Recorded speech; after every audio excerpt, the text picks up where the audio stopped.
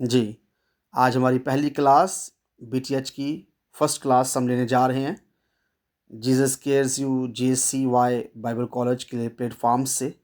خدا ان کی شکرگزاری ہو، پچھلے سال ہم نے ایونجلسٹ یعنی مبشر کا کورس جو کہ 18 ماہ کا تھا وہ ہم نے کیا، خدا ان کے فضل سے وہ کمپلیٹ ہوا۔ ابھی یہ ڈگری تقریباً 2.5 سے 3 سال کے درمیان ہم اس کو کمپلیٹ کریں گے۔ ہم خدا ان کی شکرگزار ہیں اس بات کے لیے کہ خدا نے یہ ممکن کیا کہ ہم سب دور و نزدیک سے اس کورس کو سیکھ سکیں۔ ہمیشہ کی طرح میں اس میسج کو، اس ٹیچنگ کو شروع کرنے سے پہلے نالج کے تعلق سے ایک اہم میسج آپ تک پہنچاتا رہا ہوں، اور آج بھی میں اپنی اس ٹیچنگ جو کہ بی ٹی ایچ کی پہلی کلاس ہے اس کا آغاز نالج ہی کے تعلق سے، اس کے ایک جملے کے تعلق سے شروع کروں گا، اور ایمان رکھتا ہوں کہ ہم سب خدا پاک روح کی قدرت سے بھر کر روح القدس کے وسیلے سے اس کلاس کو انجوائے کریں گے۔ ایمان رکھتا ہوں اس بات کے لیے کہ خدا ہمیشہ ہمیں سکھانے کے تعلق سے دلچسپی رکھتا ہے۔ یاد رکھیں، نالج ایک ایسی طاقت ہے جس کے ذریعے ہم آسمان میں اڑ سکتے ہیں۔ علم کے ذریعے ہمارے پر جب نکل آتے ہیں۔ جس شخص کے پاس علم ہے، نالج ہے، وہ ہیون میں فلائی کر سکتا ہے، وہ ہیون میں اڑ سکتا ہے۔ علم ایک ایسی طاقت ہے جو آسمان کو اپنی طرف متوجہ کرتی ہے۔ اگر کسی شخص کے پاس نالج کا ہتھیار ہو، علم ہو، تو یقین جانیں وہ آسمان کے لشکر کو اپنی طرف متوجہ کر سکتا ہے۔ میں نے اس کے لیے آیت جو مخصوص کی ہے وہ یوحنا کی انجیل 17 باب اس کی 3 آیت۔ یہاں پر لکھا ہے، اور ہمیشہ کی زندگی یہ ہے کہ وہ تجھ واحد سچے خدا کو اور یسوع مسیح کو جسے تو نے بھیجا ہے جانے۔ یسوع مسیح کے بارے میں سیکھیں۔ آج ہماری پہلی کلاس کا جو ٹاپک ہے، بی ٹی ایچ کلاس کا بہت ہی اہم ٹاپک ہے، اور یہ ہر ٹاپک ایک دوسرے سے جڑا ہوا ہے۔ آپ نے اپنے ارد گرد، اگر آپ کسی ایسی جگہ پر بیٹھے ہیں جہاں پر آپ کے ارد گرد خاموشی نہیں، تو پلیز میری ریکویسٹ ہے کہ آپ اپنے ارد گرد خاموشی بنائیں تاکہ آپ کو سننے میں، سیکھنے میں کسی قسم کی رکاوٹ کا سامنا نہ کرنا پڑے۔ تھیالوجی آج ہمارا فرسٹ ٹاپک ہے جی۔ تھیالوجی کے لیے یونانی زبان کا اس لفظ، اس کا مطلب ہے خدا کے بارے میں جاننا۔ یعنی اگر ہم اس کو 2 ٹکڑوں میں کریں، 2 حصوں میں کریں، تو پہلا ہے تھائوس اور دوسرا لوگوس۔ اس کا مطلب ہے خدا کے بارے میں علم حاصل کرنا۔ تھیالوجی، خدا کے بارے میں علم حاصل کرنا۔ اور اگر ہم اس کی ایک پڑھی لکھی تعریف کے بارے میں جاننے کی کوشش کریں تو اس کی جو ایک مکمل تعریف کچھ اس طریقے سے ہے: خدا کے مکاشفات کو تاریخ کے ساتھ، زبان کے ساتھ، پھر ہمارے کلچر کے ساتھ، پھر وزڈم یا عقل کے ساتھ، اور پھر ایمان کی روشنی میں منظم طریقے سے سمجھنے، دوسرا بیان کرنے، اور تیسرا جانچنے کا علمی عمل تھیالوجی کہلاتا ہے۔ اس میں آج زیادہ تر آپ تعریفیں سنیں گے، اس لیے آپ کی ریکارڈنگ ساتھ ساتھ ہو رہی ہے جی، آپ نے ٹینشن نہیں لینی، لیکن کاپی پینسل آپ کے پاس ہونی چاہیے، جہاں پر شارٹ ویز میں مختصر انداز میں آپ کچھ لکھ سکتے ہیں، آپ اسے لکھیے گا، کیونکہ میں ساتھ اینڈ پر کچھ آپ کو اسائنمنٹ دوں گا، کچھ سوالات بھی پوچھے جا سکتے ہیں۔ تو یہ تھیالوجی کی ڈیفینیشن ہے، یہ تھیالوجی کی تعریف ہے کہ خدا کے مکاشفہ کو، دوبارہ بتانے لگا ہوں، تاریخ، لینگویج، زبان، کلچر، ثقافت، عقل اور ایمان کی روشنی میں، یعنی خدا کے بارے میں علم حاصل کرنا کس طریقوں سے؟ تاریخ، زبان، ثقافت، عقل اور ایمان کی روشنی میں منظم طور پر ترتیب سے سمجھنا، اسے پھر بیان کرنا اور پھر جانچنا پرکھنا، اس کا جو علمی عمل ہے یہ تھیالوجی کہلاتا ہے۔ تھیالوجی کی اگر ہم بات کریں تو اس کی جو سورس ہے تھیالوجی کا یہ تقریباً 5 ستونوں پر کھڑا ہے جی۔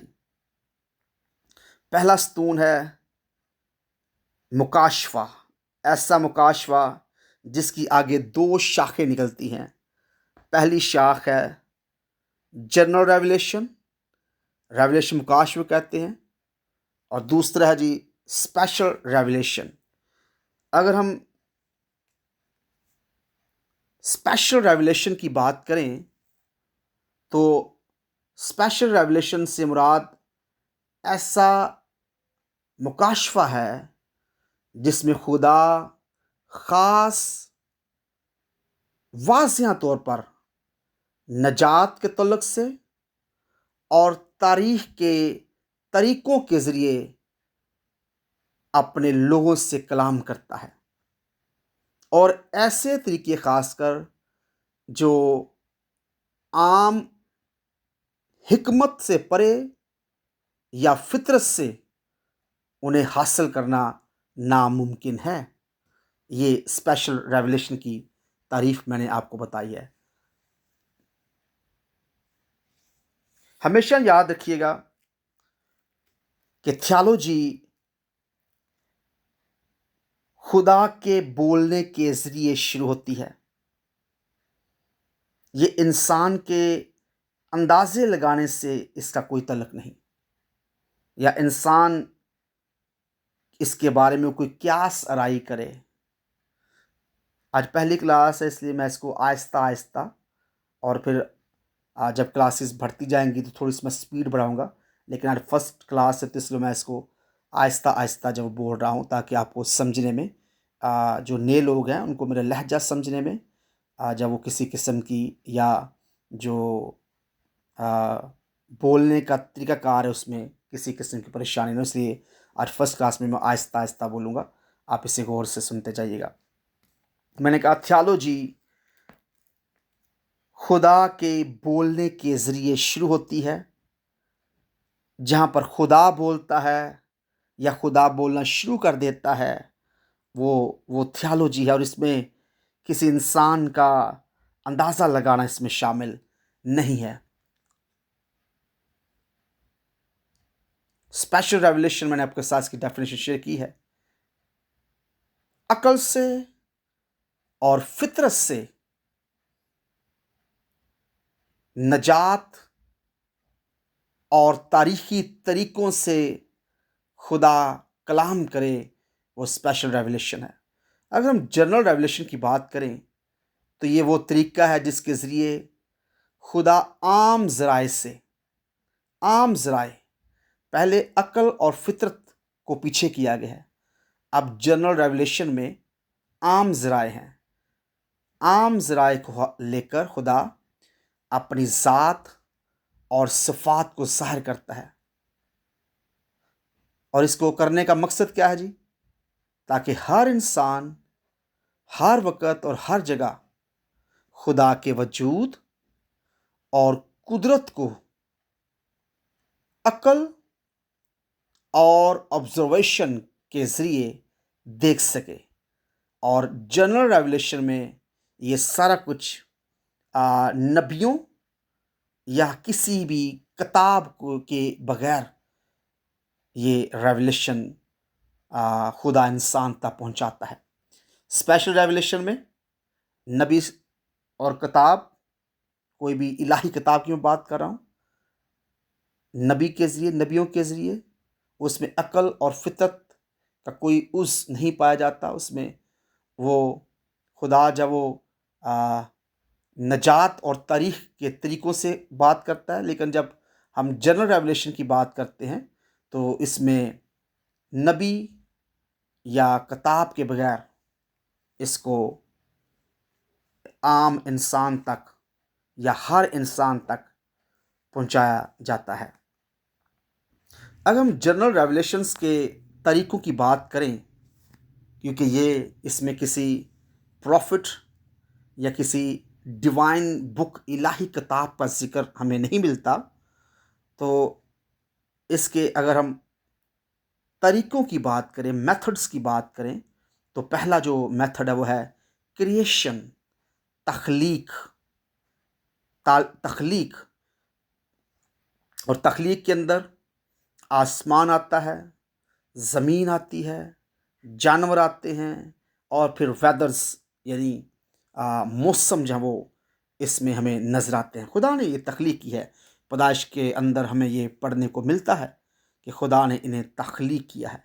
ज़बूर 19 उसकी पहली आयत में लिखा है, आसमान खुदा का जलाल बयान करते हैं।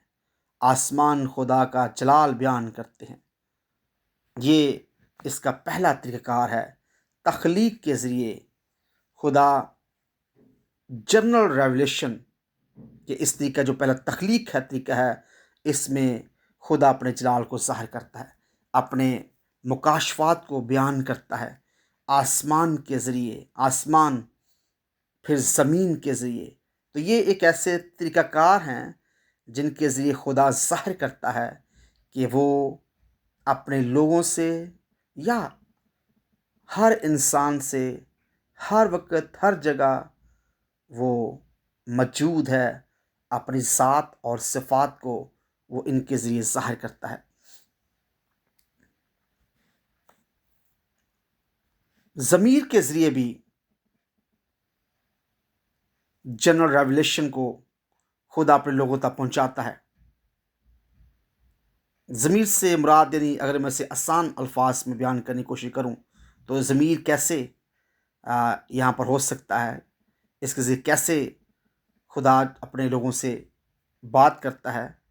हम जानते हैं कि जिस शख्स के अंदर ज़मीर पाया जाता है, कलाम में लिखा है ज़मीर खुदा का चिराग है। ज़मीर, जिस शख्स के अंदर ज़मीर है, कॉन्शियस है, उसके अंदर बुनियादी अखलाकी शौर पाया जाएगा जी। बुनियादी अखलाकी शौर, उसे अखलाकी शौर होगा, कैसे उसने बात करनी है, कैसे उसने इस दुनिया में रहना है। रोमियो 2:14 उसकी 15 में लिखा है, खुदा का कानून दिल में लिखा है। मुकद्दस पौलुस रसूल रोमियो के नाम इस खत में ज़मीर के तलक से बात करते हैं। अगर हम जनरल रेवलेशन के अगले तरीके की बात करें, जिसे बुनियादी अखलाकियात के तलक से पुकारा जाता है, तो इन बुनियादी अखलाकी असूलों के तलक से अगर हम इस पर गहरी निगाह करें तो हमें ये देखने को, सुनने को मिलता है कि ये बुनियादी अखलाकी असूल हर इंसान के दिल में موجود ہوتے ہیں، چاہے وہ مسیحی مذہب سے تعلق رکھتا ہو جی، چاہے وہ مسلم مذہب سے تعلق رکھتا ہو، یہودی کسی بھی مذہب سے وہ تعلق رکھتا ہو، اس کے دل کے اندر بنیادی اصول بنیادی اخلاقی اصول اس کے اندر پائے جاتے ہیں۔ یعنی انسان فطری طور پر یہ جانتا ہے کہ سچ بولنا اچھا ہے۔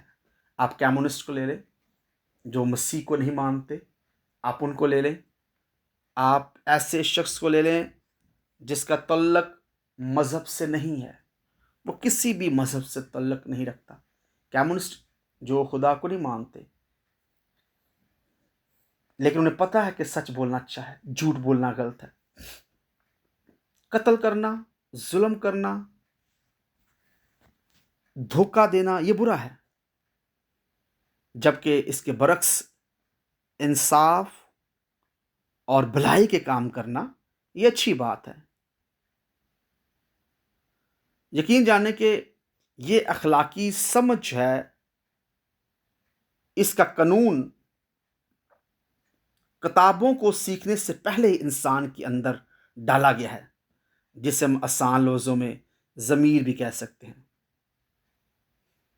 اور اگر میں اسے اور آسان الفاظ سے بات کروں تو انسان کے دل میں اچھے اور برے کی یہ بنیادی پہچان ہے۔ تھیالوجی ہم پڑھ رہے ہیں، اس کو اپنے غور سنتے جانا ہے کیونکہ یہ زیادہ تعریفیں ہیں اس کے اندر۔ تھیالوجی کی برانچز کے تعلق سے اگر ہم بات کریں تو اس کا مطلب یہ ہوگا کہ ہمیں بائبل کو حقیقی طور پر سمجھنے کے لیے یا بائبل کے حقیقی مطلب کو جاننے کے لیے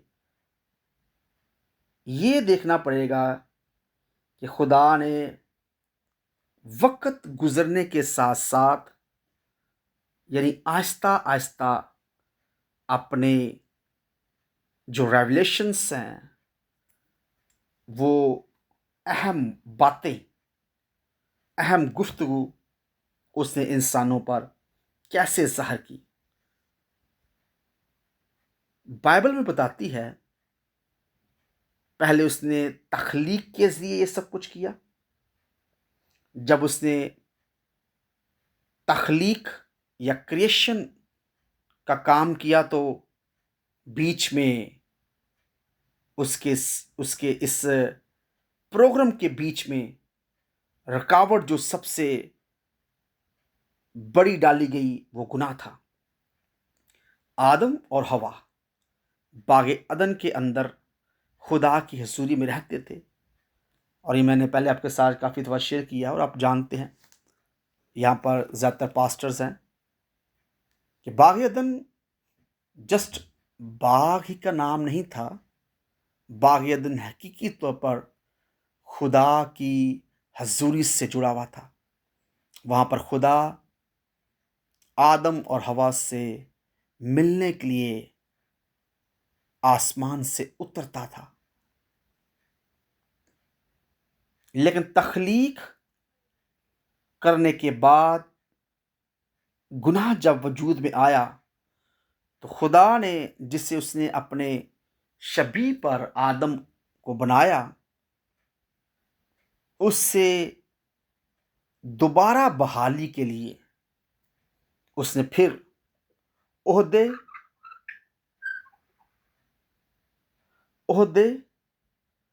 اور وعدے کیے، اور یہ ایک بھلا خدا یعنی جس خدا کی ہم عبادت کرتے ہیں، یہ اس کی بھلائی کے اندر شامل ہے کہ اس نے گناہ کے باوجود بھی اس نے عہدوں اور وعدوں کو جاری کیا۔ اس نے ہمیشہ کی زندگی کے درخت سے آدم اور حوا کو دور ضرور کیا، لیکن پھر اس نے عہدے اور وعدے انسان سے کیے۔ عہدے اور وعدے ہم جانتے ہیں آدم سے لے کر آگے جتنے بھی اس کے بیٹے پیدا ہوئے، پرانے عہد نامہ کے اندر بھی ہمیں عہدے نظر آتے ہیں جی، پھر خدا کے وعدے نظر آتے ہیں۔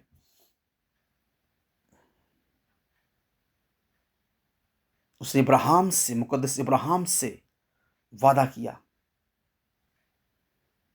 اس نے اس کی نسل میں سے عہدوں کو کھڑا کیا، اور پھر جو بات خدا نے باغ عدن کے اندر آدم اور حوا سے کہی تھی کہ گناہ کو کچلنے کے لیے میں ایک کو بھیجوں گا، یعنی نجات کی تیاری کے تعلق سے خدا نے اس کو گناہ پر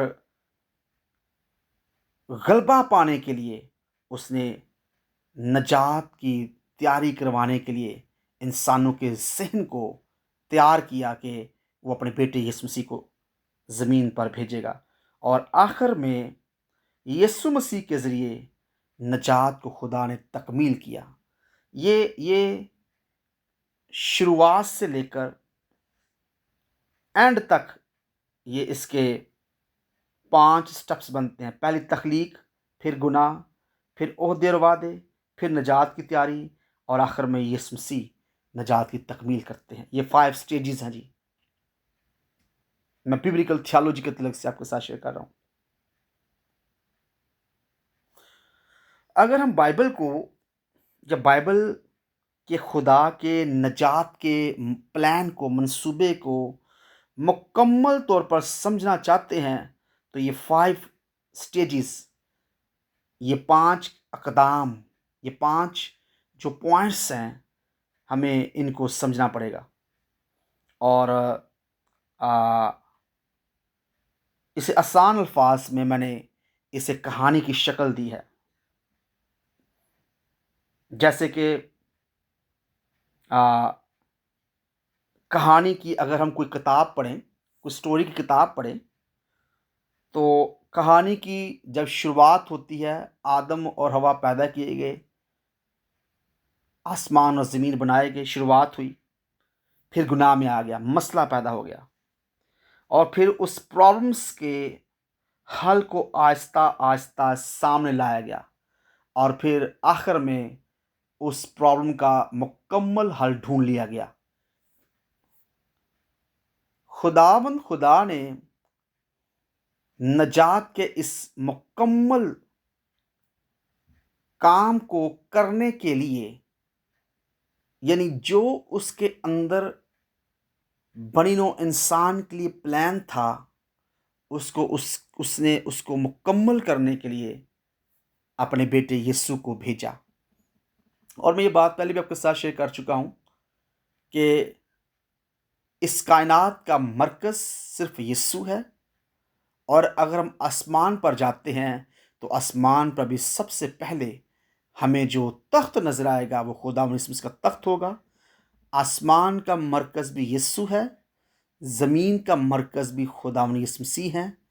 اسی لیے اس کے بارے میں لکھا ہوا ہے کہ آسمان کا ہر ایک گھٹنا اس کے آگے جھکتا ہے، خواہ آسمانیوں کا، خواہ زمینیوں کا، یا زمین کے جو نیچے رہنے والے ہیں، چاہے انہی کا گھٹنا کیوں نہ ہو، یعنی سب خداوند یسوع مسیح کے آگے جھکتے ہیں۔ اور بائبل کی کہانی سٹیپ بائی سٹیپ کچھ اس طرح سے بیان کی جاتی ہے کہ پیدائش کی کتاب میں خدا نے سب کچھ اچھا بنایا، پھر گناہ آ گیا، انسان نے نافرمانی کی، خدا نے وعدے کی ابراہیم، موسیٰ، داؤد سے، پھر قانون اور قربانیاں بیچ میں لائی گئیں۔ قانون اور قربانیاں اس کو تھوڑا سا فوکس کرنا چاہتا ہوں، کیونکہ جو چیزیں بیچ میں تھوڑے سے ڈیپلی ہوں گی اس میں ضرور جاؤں گا، اور آہستہ آہستہ خدا کے فضل سے BTH کا جو ٹاپکس ہوں گے اس پہ آپ انجوائے کریں گے اگر آپ غور سنیں گے تو۔ قانون اور قربانیاں اس لیے بیچ میں لائی گئی، بہت سے لوگ کہتے ہیں مسیحوں کا جو خدا ہے وہ یا پرانے عہد نامے کا خدا ہے، جب میں ان کا نام نہیں لوں گا کیونکہ آپ حالات کو جانتے ہیں، پرانے عہد نامے کا جو خدا ہے وہ شاید بہت زیادہ ظالم ہے، وہ قوانین کی بات کرتا ہے، وہ لاز کی بات کرتا ہے، وہ قربانیوں کی بات کرتا ہے۔ نہیں، قانون اور قربانی خدا اس لیے انسانوں کی زندگی کے اندر لے کر آیا تاکہ اس کے لوگ آدم حقیقی طور پر خدا کی شبیہ پر بنایا گیا، اور خدا نے جب اسے زمین سے پیدا کیا وہ کسی اور سے پیدا نہیں کیا، کسی اس کو آدم و حوا کو پیدا کرنے کے لیے کسی مرد و عورت کی ضرورت نہیں پڑی۔ اس نے ان دونوں کو زمین سے پیدا کی، اس بات پر مہر کی اظہار کر دیا کہ حقیقی طور پر تم مجھ سے نکلے ہو۔ وہ خدا کی شبیہ پر جب آدم کو بنایا گیا تو تب ہی سے آدم سے سارے جتنے بھی انسان نکلے ہیں وہ خدا ہی سے تعلق رکھتے ہیں۔ ہاں، گناہ نے آ کر انسان کی سرشت کو، اس کے شبیہ کو برباد کیا، لیکن قانون اور قربانی لانے کا حقیقی اور گہرا مطلب یہ تھا کہ لوگ یا اس کے لوگ سمجھیں کہ گناہ کس قدر خطرناک اور سنگین ہے، گناہ کے نتائج کس قدر خطرناک ہیں۔ اسی لیے خدا نے گناہ کی جو جو جو اہمیت تھی وہ انسانوں کے اندر اجاگر کی ایک ہی جملے سے: گناہ کی مزدوری موت ہے۔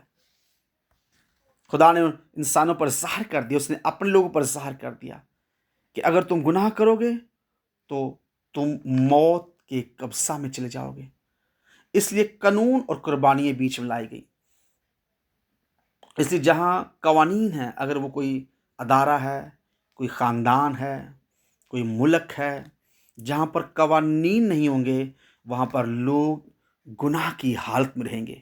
جہاں پر قربانیاں نہیں ہوں گی ہم گناہ کے حقیقی کفارے کو سمجھ نہیں پائیں گے۔ تو قوانین جب وہ ظاہر کرتے ہیں کہ ہم نے خدا کے خلاف نہیں جانا جی۔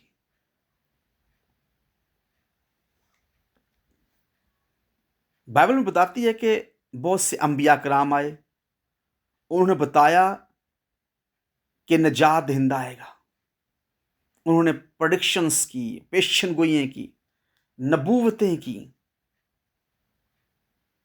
اور پھر جب خدا یسوع مسیح کے بارے میں نبوتیں پوری ہوئیں، یسوع مسیح آئے، تو پھر اس کے بعد خدا نے جتنے وعدے اپنے لوگوں سے کیے تھے وہ نجات کی صورت میں مکمل ہوئے۔ خدا نے جتنے وعدے باغ عدن سے لے کر، مقدس ابراہیم سے لے کر، سیت سے لے کر، ابراہیم سے لے کر، جتنے بھی وعدے اس نے اپنے لوگوں سے کیے تھے ان کو نجات کے ذریعے پورا کیا اس نے اپنے اکلوتے بیٹے خداوند یسوع مسیح کے وسیلہ سے۔ یہ ببلیکل تھیالوجی کو میں نے آسان الفاظ اور مختصر الفاظ میں بیان کرنے کی کوشش کی ہے۔ تھیالوجی کے ایک پراپر ایک چیپٹرز وہ ہم پڑھیں گے اس میں، اور اس میں سے تقریباً 6 سے 7 جو عنوان ہیں، ٹاپکس ہیں، وہ مبشرانہ کورس کے اندر ہم نے پڑھ لی ہیں، لیکن تو بھی یہاں پر کچھ لوگ نئے ہیں تو ہم اس کو دوبارہ سے پڑھیں گے اور خدا کے فضل سے اور زیادہ گہرائی سے اس پر غور کریں گے۔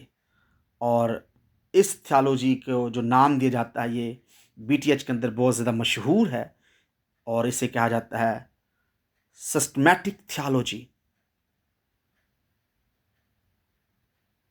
یعنی یہ وہ علم ہے جس میں بائبل کی ٹیچنگ کو اس کے موضوع کے لحاظ سے منظم اور ترتیب وار پڑھایا جائے۔ مثال کے طور پر تھیالوجی پراپر، پہلا جو ہم ٹاپک خدا کے فضل سے آگے سسٹمیٹک تھیالوجی میں پڑھیں گے، پہلا ہوگا تھیالوجی پراپر، خدا کے بارے میں جاننا۔ دوسرا انجیالوجی، علم الفرشتگان۔ اینتھروپولوجی، انسان کے بارے میں۔ ہمٹالوجی، گناہ کے بارے میں۔ سٹرالوجی، نجات کے بارے میں۔ एक्सालोजी कलीसिया के बारे में, इस्कतालोजी आखरत के बारे में, क्रिस्टालोजी इल्मुल मसीह के बारे में, निम्टालोजी रूहुल कुद्दस के बारे में, बिबियालोजी बाइबल के बारे में, डिमनोलॉजी शैतान के बारे में। तो ये तकरीबन 11 टॉपिक्स हम गहरे तौर पर खुदा के फजल से पढ़ेंगे। अगर हम थियोलॉजी के तलक से और ज़्यादा गहरे तौर पर इस पर रोशनी डालें तो थियोलॉजी की ब्रांचेस के तलक से हम पढ़ रहे हैं जी। पहली जो ब्रांच है वो है हिस्टोरिकल थियोलॉजी, इल्मुल तारीख, फलसफियाना थियोलॉजी। और तीसरी जो अहम इसकी शाख है वो है खुदा के कलाम को लोगों के हालात के मुताबिक समझाना। याद रखिएगा, ये बहुत से लोग जब कलाम सुनाते हैं, थियोलॉजी को बयान करते हैं, खुदा के मुकाशफात के बारे में बात करते हैं, चाहे वो पुरपट पर हों, चाहे वो कॉलेज के अंदर हों, चाहे वो ग्रुप स्टडी करवा रहे हों, या चाहे वो एक किसी फैमिली में जाकर विज़िट जब करते हैं खादम तब वो करवा रहे हों, तो वो टीचिंग या प्रीचिंग करते वक्त सिर्फ कलाम को मद्देनज़र रखते हैं, थियोलॉजी को मद्देनज़र रखते हैं। वो ये नहीं देते कि लोगों के हालात कैसे हैं, लोगों के हालात कैसे हैं। हमने लोगों के हालात के मुताबिक उन्हें समझाना है, लोगों के हालात के मुताबिक उनसे बात करनी है। हर कलीसिया, हर फर्द, हर ख़ानदान के लिए खुदा कलाम करता है जी। हो सकता है किसी को नजात की बात, छुटकारे के तलक से कलाम की ज़रूरत हो, किसी को तरक्की कामयाबी की तलक से सीखना हो, किसी को दुश्मन पर गलबा पाने के तलक सीखना हो। हर एक शख्स के लिए खुदा अलहदा बोलता है, क्योंकि जो कोई खुदावन यीशु मसीह पर ईमान रखता है उसका खुदा के साथ तल्लुक़ है, और उसके गहरे तल्लुक़ होने की वजह से खुदा उससे बात करता है, खुदा उससे बोलता है। अगर हम इल्म तारीख़ के तल्लुक़ से बात करें, यानी हिस्टोरिकल थियोलॉजी पढ़ रहे हैं हम, याद रखना आपने, इसके तलक से बात करें, इसकी डेफिनेशन, इसकी तारीफ़ ये है, ये वो इल्म है जो अकायद यानी अकीदे की जमा है ये, और नज़रियात, मसीहत की तारीख़ में तरक्की और तब्दीली का मुतालिया किया जाता है, वो हिस्टोरिकल थियोलॉजी कहलाता है। यानी ऐसा इल्म जो अकायद और नज़रियात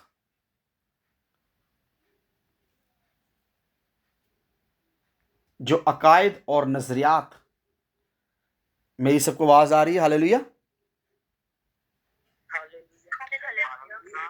ओके ओके, बीच में ज़रा praise the Lord, thank you so much. बीच में वो रिकनेक्ट हो गया, इसलिए मैंने दोबारा पूछा। ओके, ये वो इल्म है हिस्टोरिकल थियोलॉजी, इल्म तारीख़, जो अकायद और नज़रियात का इल्म है। मसीहत की तारीख़ में ये तरक्की और तब्दीली का मुतालिया करना, या और मैं इसको आसान करने की कोशिश करता हूँ, खुदा की तिलमात, टीचिंग, उसकी तालीम और मसीही अकायद जो हैं, अकायद अकीदे की जमा, ये वक़्त के साथ कैसे बयान किए जाएं और कैसे समझाए जाएं, इसे कहा जाता है हिस्टोरिकल थियोलॉजी, इल्म तारीख़ का मुकाशफा। ठीक है जी। मिसाल के तौर पर मैं अब इसे थोड़ा सा एक्सप्लेन कर लगाऊँ, इसकी वजाहत कर लगाऊँ। मिसाल के तौर पर शुरुआत के दिनों में, यानी चर्च के शुरू में, लोग ट्रिनिटी को या तसलीस को पूरी तरह नहीं समझते थे। लेकिन 325 एडी में काउंसिल ऑफ नासिया ने ये क्लियर किया कि खुदा बाप, बेटा और रूहुल कुद्दस तीनों एक ही हैं। दोबारा से बोल लगा हूँ, गौर सुनिएगा। हिस्टोरिकल थियोलॉजी के तलक से इल्म तारीख का मुकाशफा, मैं इसके तलक से आपसे बात कर रहा हूँ। मैंने कहा शुरुआती दिनों में जब चर्च बढ़ रहा था तो चर्च में लोग तसलीस को, बाप, बेटा, रूहुल कुद्दस, इसे तसलीस कहा जाता है, ट्रिनिटी इसे कहा जाता है, इसके बारे में वो पूरे तौर पर नहीं समझ पा रहे थे कि तसलीस है क्या।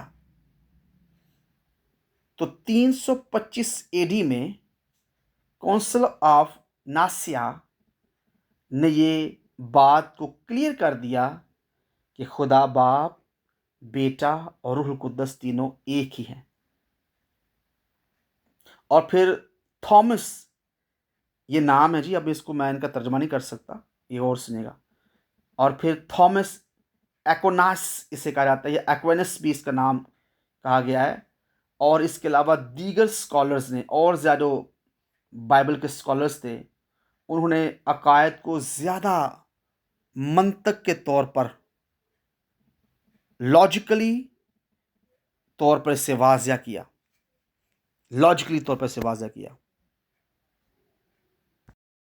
तो मैं आपके साथ बात कर रहा हूँ कि काउंसिल ऑफ नासिया ने इसे क्लियर किया कि खुदा बाप और खुदा बेटा और खुदा रूहुल कुद्दस तीनों एक ही हैं। अच्छा, उसके बाद थॉमस और दीगर जो स्कॉलर्स थे, उन्होंने इस अकीदे को ज़्यादा लॉजिकली, यानी मंतक से इसको वाज़िया बनाया। और फिर उसके बाद इसका जो नज़रिया था, इसका जो कॉन्सेप्ट था, उसे डॉक्ट्राइन के ज़रिए, कल्चर के ज़रिए और डिबेट के ज़रिए से और ज़्यादा पावरफुल बनाया गया। लेकिन इसमें बहुत ज़्यादा तनाज़े भी हमें मिले। अब तनाज़े जो होते हैं, ये भी होना बड़ा ज़रूरी है। उर्दू की ज़बान बोल रहा हूँ, ये इंग्लिश नहीं मैंने बोला लफ़्ज़। तनाज़ा यानी बहुत से लोग एक एक एक टॉपिक के ऊपर, एक थियोलॉजी के ऊपर, जब वो बहुत से डॉक्टर्स, बहुत से खादम, जब वो मुत्फिक राय जब वो नहीं दे रहे होते, तनाज़ा उनका जाता है। तो अगर इसमें कुछ तनाज़े आए तो ये तनाज़े जब वो आना ज़रूरी था, क्योंकि तनाज़े सच्चाई को वाज़िया करते हैं। अगर 5 लोग एक टॉपिक के ऊपर मुत्फिक नहीं हैं, 5 लोग कहते हैं नहीं जी, मेरा सोचने का अंदाज़ ये है, मैं इससे इस तरीके से सोचता हूँ, मेरे ख़्याल के मुताबिक ये है, मैं इससे इस तरीके से जब वो देखता हूँ, मेरी नज़र में ये है, इसका मतलब। तो हकीकी तौर पर इन 5 तनाज़ों के अंदर, ये जो 5 इश्कास कर रहे हैं, इनसे हमें हकीकी तौर पर जानने को मिलेगा कि सच्चाई, हकीकी सच्चाई क्या है। और आसान तौर इसको, इस ट्रिनिटी को, तसलीस को और ज़्यादा आसान समझाने के लिए आर्यन जो एक शख्स था, उसने इसे और ज़्यादा आसान तरीके से समझाने की कोशिश की। और अब आर्यन, या इसे आर्यन कंट्रोवर्सी भी कहा जाता है, ये एक ऐसी थियोलॉजिकल बहस थी जो मसीहत के बाद, यीशु मसीह के बाद चौथी सदी में खुदा यीशु मसीह की फितरत पर इसके मुतल्लिक़ बहस की गई। ये बहस क्या थी? ये बहस थी कि यीशु मसीह खुदा के बराबर है या नहीं है। और इस शख्स ने यह कहा कि यीशु मसीह खुदा का सबसे पहला मखलूक है।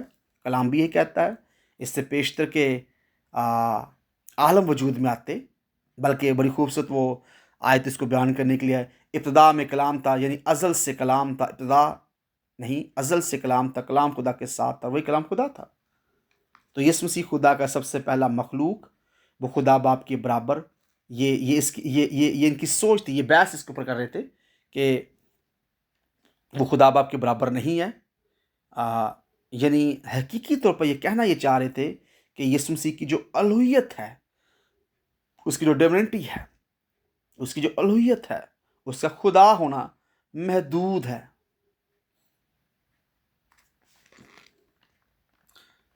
इसके बाद एक मसीही स्कॉलर, एक बहुत बड़ा स्कॉलर था, जिसका नाम था जी एथनोसिस।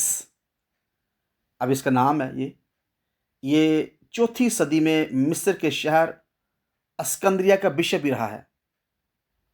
پھر اس نے تعلیم دی کہ یسوع مسیح خدا ہے. اس نے آرین جو تھا اس کے نظریے کی سخت مخالفت کی، اور یہ کہتا تھا کہ یسوع مخلوق ہے. اور یہ جو ایتھنوسس تھا، اس کی وجہ سے کلیسیا نے واضح طور پر جانا کہ یسوع خدا باپ کے برابر ہے. حقیقی طور پہ اس شخص نے ڈکلیئر کیا، اس نے اعلان کیا کہ یسوع مسیح ہمیشہ سے خدا ہے، ہمیشہ سے خدا ہے. یہ علم تاریخ کا مکاشفہ یا تھیالوجی کی میں قسم آپ کے ساتھ بیان کر رہا ہوں. دوسری جو اس کی قسم ہے وہ ہے فلسفانہ تھیالوجی. یہ تھیالوجی اس علم کو کہتے ہیں جس میں خدا کے جو اس کی جو کریکٹرسٹکس ہیں، صفات ہیں، اس کی صفت کی جمع ہے یہ، اور خدا کا وجود یا خدا کے بارے میں علم، روح اور موضوعات اور مکاشفہ یا برائی کے مسائل کو عقل، ریزن، منطق اور پھر میٹا فزکس، یہ نام آپ نے یاد رکھنا ہے، میٹا فزکس کے ذریعے جاننا، یہ فلسفیانہ تھیالوجی کہلاتا ہے جی. اب یہ میٹا فزکس کیا ہے، میں اس کو بیان کر لگا ہوں، یہ آپ نے یاد رکھنا ہے. یہ تعریفیں میں پھر کہہ رہا ہوں، یہ آپ نے یاد رکھنی ہے. میٹا فزکس اسے کہتے ہیں جو چیزیں نظر نہیں آتی مگر موجود ہونے کا دعویٰ کرتی ہیں. جو چیزیں نظر نہیں آتی مگر موجود ہونے کا دعویٰ کرتی ہیں، ان کی جو حقیقت ہے ان پر غور کرنا، اسے میٹا فزکس کہا جاتا ہے جی. اگر ہم میٹا فزکس کو اور زیادہ گہرے طور پر اس لفظ کو جاننے کی کوشش کریں تو یہ یونانی لفظ میٹا، اور میٹا کا جب وہ مطلب ہے فطرت، اور فزکس کا جو مطلب ہے یہ دنیا سے آگے کی حقیقت کو بیان کرنے کے تعلق سے ہے. اور میٹا فزکس یہ خاص کر ان کویسچنز کو ریز کرتا ہے، ان سوالات پر ہمیں انگلی اٹھاتا ہے کہ جیسے کہ خدا موجود ہے یا نہیں ہے، روح واقعی ہے یا صرف دماغ کا کام ہے، خدا حقیقت میں ہے یا پھر نہیں ہے. اور کمیونسٹ جب وہ ان کی سوچ، جو خدا کو نہیں مانتے، ان کی سوچ کچھ اس طریقے سے ہی ہے. خدا کیا ہے جی؟ آپ جس خدا کو مانتے ہیں وہ کیا ہے؟ اور کیا خدا ٹائم اور پلیس سے، وقت اور جو جگہ ہے، کیا اس کے اندر وہ قید ہے؟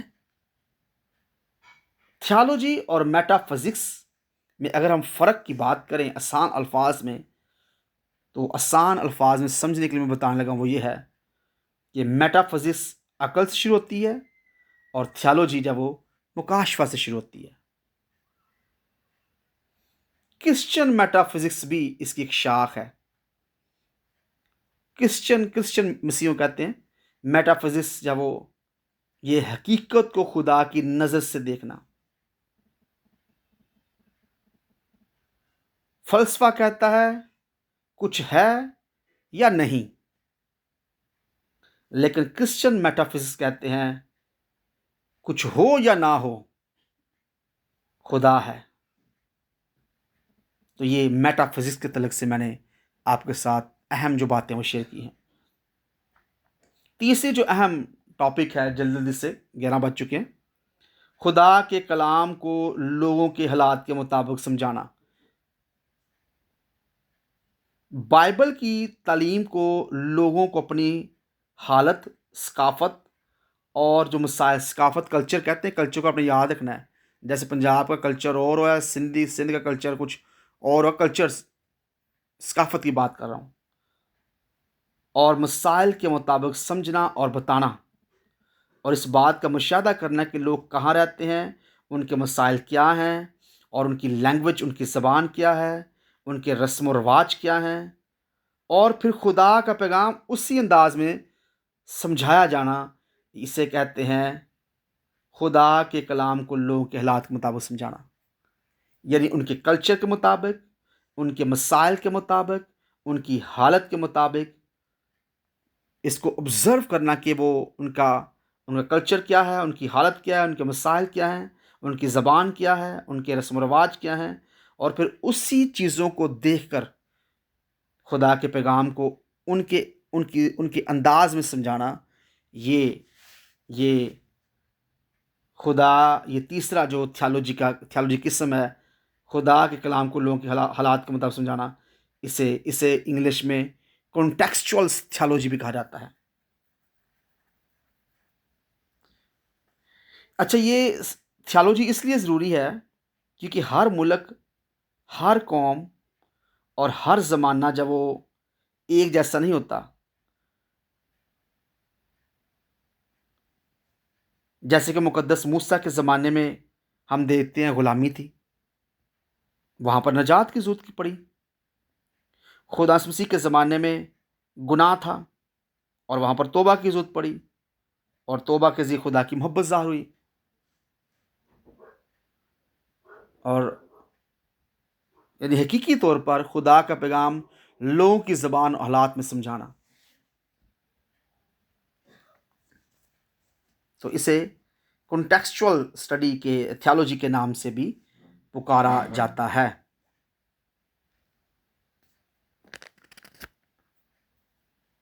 بائبل کے تھیالوجی کو پڑھنے کے لیے ہمیں کنٹیکسٹ کے اندر یا اسے اردو میں کہتے ہیں سیاق و سباق، اس کا سہارا لینا پڑتا ہے۔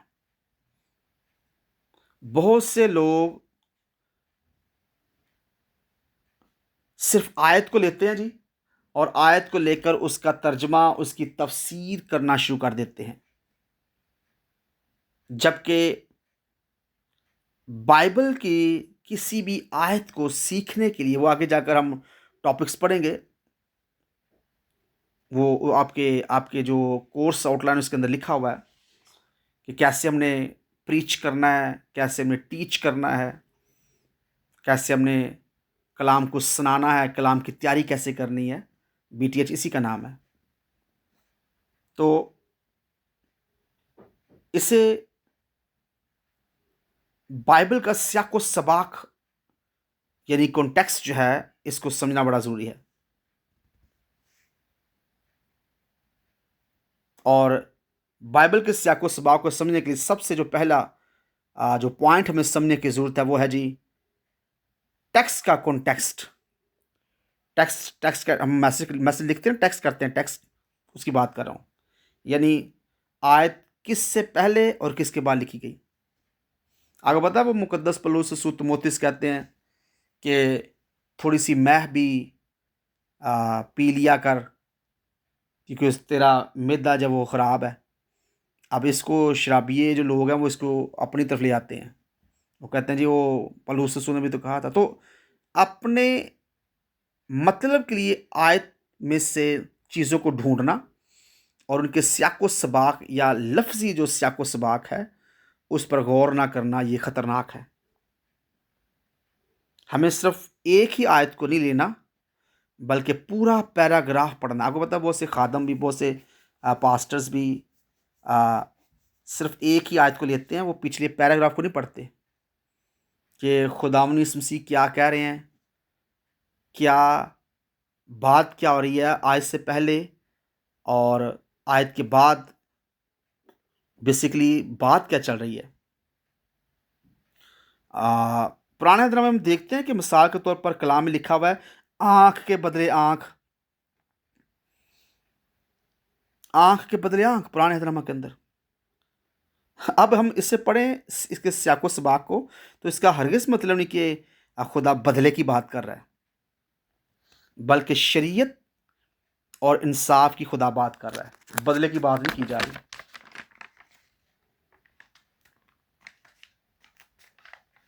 ये है जी लफ्ज़ी सियाको सबाक। कोई भी आयत का तर्जमा या तफसीर करने से पहले हमें उसके लफ्ज़ी सियाको सबाक पर गौर करना चाहिए।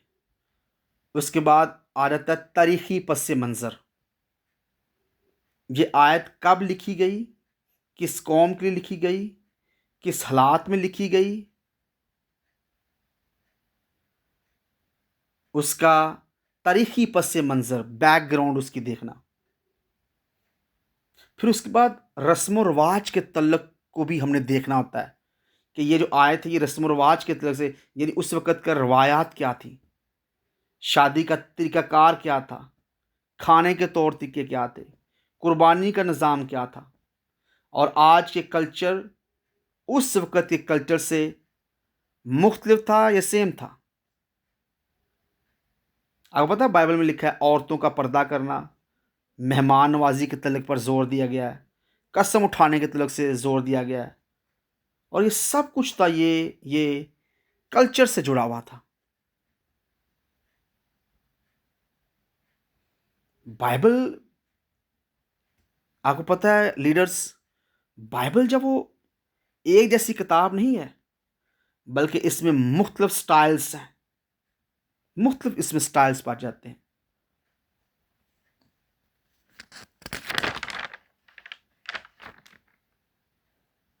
मुख्तलिफ स्टाइल्स पाए जाते हैं।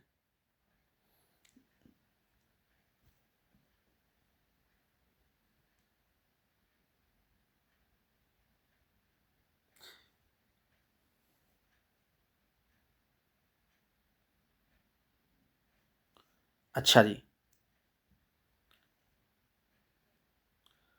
स्याको सबाक जो कॉन्टेक्स्ट है, मैं इसको बयान करना चाहता हूँ ताकि हम इसे समझ सकें आसान अल्फाज में। कॉन्टेक्स्ट का मतलब है किसी बात को इसके इर्द गिर्द की जो इंफॉर्मेशन है, मालूमात है, उसके साथ समझना।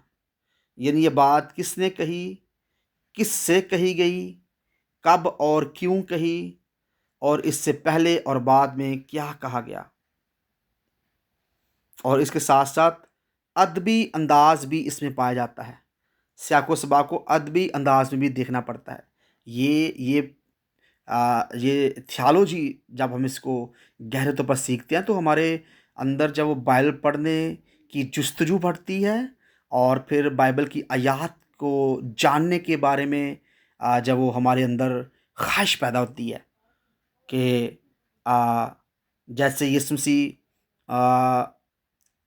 काना गलील की शादी में गए, अब वहाँ पर जब वो मीरे मजलिस था, यीशु मसीह से उसकी माँ ने कहा मैं ख़त्म हो चुकी है। तो ये जो है ये वहाँ के कल्चर के तलक से, उनके रस्म व रवाज के तलक से चीज़ें चल रही थी शादी के अंदर।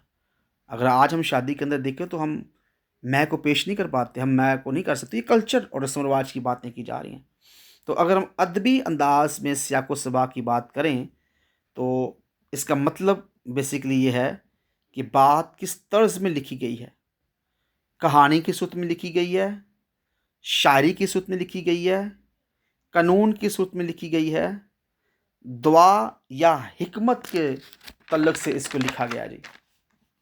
अगर हम बाइबल में ज़बूर की किताब देखते हैं तो ज़बूर की किताब शायरी के अंदाज में लिखी गई है। अगर पता है ज़बूर के अंदर लिखा हुआ है पहाड़ खुशी से उछल पड़े। अब पहाड़ उछले तो नहीं है, उछलना हकीकी तौर पर नहीं, बल्कि ये अदबी अंदाज में बात की जा रही है।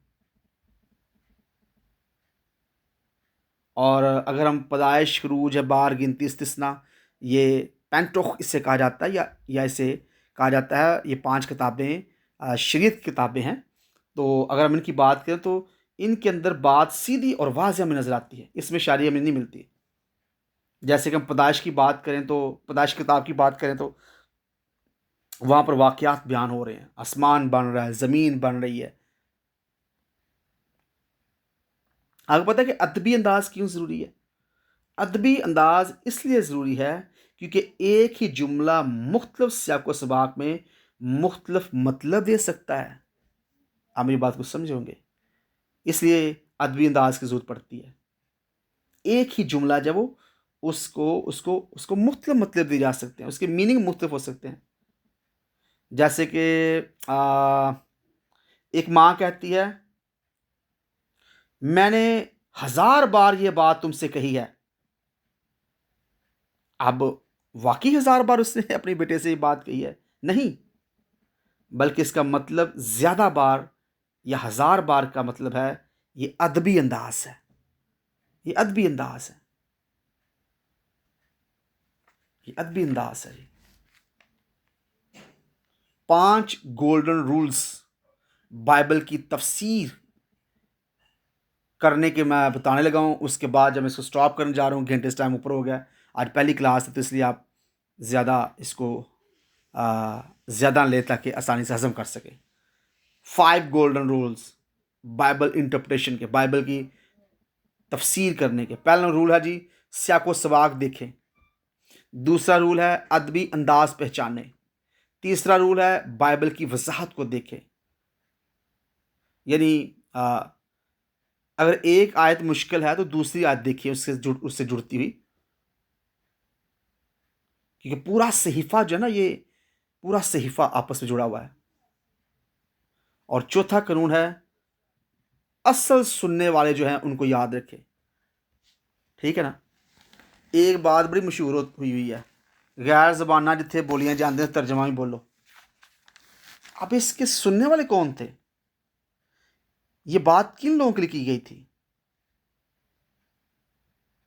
یہ کن سے بات کی جا رہی ہے؟ رول نمبر 5، مرکزی پیغام یعنی نجات اور مسیح کو انٹرپریٹیشن تفسیر کرتے ہوئے ہم نے اپنے ذہن میں رکھنا ہے، کیونکہ یہ مرکزی پیغام ہے۔ پوری بائبل کا مرکزی پیغام نجات اور مسیح ہے۔ غور سے ہم دیکھیں نا بائبل کو، خدا، نجات اور مسیح پوری بائبل کے اندر میں نظر آتی ہے۔ ہمیشہ یاد رکھنا ہے ہم نے کہ کوئی تشریح خدا کے کردار کے خلاف نہ ہو، یہ یاد رکھنا ہے۔ محبت، انصاف اور خدا کے فضل کے خلاف کسی قسم کی تشریح نہیں ہونی چاہیے۔ یہ ہمیں ہیون بھی چیلنج کر سکتا ہے، اور زمین پر جو لوگ ہیں، جو سننے والے ہیں، وہ بھی چیلنج کر سکتے ہیں۔ ہم بی ٹی ایچ کا کورس کر رہے ہیں جی، اور بی ٹی ایچ کا کورس کون کرتے ہیں؟ جو پاسٹر ہوتے ہیں، جنہوں نے خدا کے کلام کو پھیلانا ہوتا ہے، خدا کا کلام آگے لے کر جانا ہوتا ہے، کلیسیا کے ساتھ بانٹنا ہوتا ہے، توبہ کی طرف گنہگاروں کو مائل کرنا ہوتا ہے۔ اگر اچھی تفسیر ہوگی علم کے ساتھ تو بے وجود چیزوں کو آپ وجود دے سکتے ہیں۔ وہ قول پورا ہو جائے گا کہ پہاڑوں سے کہو تو وہ تمہارے راستے سے علیحدہ ہو جائیں گے۔ اس درخت سے کہو تو وہ اپنی جگہ سے ہل کر پانی میں جا لگے گا۔ کیسے؟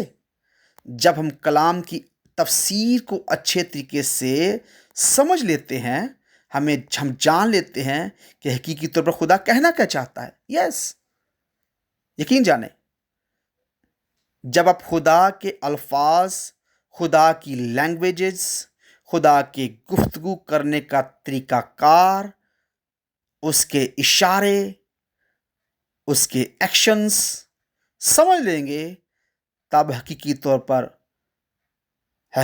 پر ہم سب خدا کے کلام کو اپنی زندگی کے اندر آسانی سے پورا کر لیں گے۔ جب تفسیریں طرح طرح کی ہوں، علم یا ناقص علم ہونے کی وجہ سے، تو پھر کامیابی، سلامتی کے دروازے بند ہونا شروع جاتے ہیں اور بربادی کے دروازے کھلنا شروع جاتے ہیں۔ اسی لیے علم لینا ضروری ہے۔ کلام میں لکھا ہے تم میں سے بہت سے استاد نہ بنے، کیونکہ استاد زیادہ سزا پائیں گے، تو ایک اچھا استاد بننے کے لیے ضروری ہے کہ ہم خدا کے کلام کے بارے میں سیکھیں، خدا کے کلام کے بارے میں جانیں۔ تو آج تھیالوجی کے تعلق سے آج ہم نے اس کا فرسٹ پارٹ سیکھ لیا جی۔ جمعرات کو، تھرسڈے کو خدا کے فضل سے ہم اس کا پارٹ بھی سیکھیں گے۔ سو خدا مجھے اور آپ کو اس کلام کے وسیلہ سے کثرت کی برکت دے، آمین۔